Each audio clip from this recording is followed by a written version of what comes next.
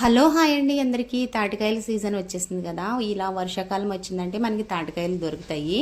బాగా పండిన కాయ తీసుకుని శుభ్రంగా కడిగేసి ఒక పొడి క్లాత్తో బాగా తుడిసేసి తడి లేకుండా నేలకేసి కొట్టామంటే పగులుతుంది. పగిలిన దాన్ని కొంచెం విడదీసేసి ఒక హాఫ్ గ్లాస్ వాటర్ వేసి ఒక 10 నిమిషాలు నానబెట్టేసుకోవాలి. అలా అయితే టెంక్ బాగా కొంచెం నాని బాగా గుజ్జు వస్తుంది అనమాట.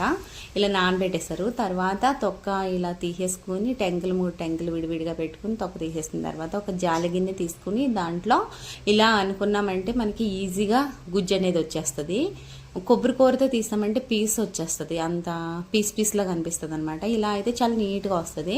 1 కప్పు గుజ్జు అయిందంటే 2 కప్పులు బెల్లం వేసి బాగా మిక్స్ చేయాలి ఫస్ట్, బాగా కరిగే వరకు. తర్వాత 2 కప్పులు బొంబే రవ్వ కూడా వేసి బాగా కలిపేసి కొంచెం వాటర్ పడితే వేసి కలిపేసి ఒక అరగంట నానబెట్టుకోవాలి. అప్పుడు కొంచెం జోరుగానే కలుపుకోవాలి. రవ్వ అనేది అబ్జర్వ్ చేసేస్తుంది వాటర్ అనేది. ఇలా మూత పెట్టేసి హాఫ్ అన్ అవర్ తర్వాత ఒకసారి తీసి బాగా మిక్స్ చేస్తే చూడండి గట్టిపడింది.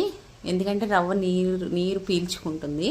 తర్వాత వేడి ఆయిల్లో ఈ విధంగా గారెల్లాగా ఒత్తేసుకుని వేసేసుకోవడమే. కొన్ని ఏరియాలో తాటి అప్పాలు చేసుకుంటారు, తాటి రొట్టె కాల్చుకుంటారు, తాటి గారెలు కూడా వేసుకుంటారు. మేము ఈరోజు తాటి గారెలు వేస్తామన్నమాట. ఇవి కూడా 2-3 రోజులు నిల్వ ఉంటాయి, 4-5 రోజులు కూడా ఉంటాయి అంటున్నారు.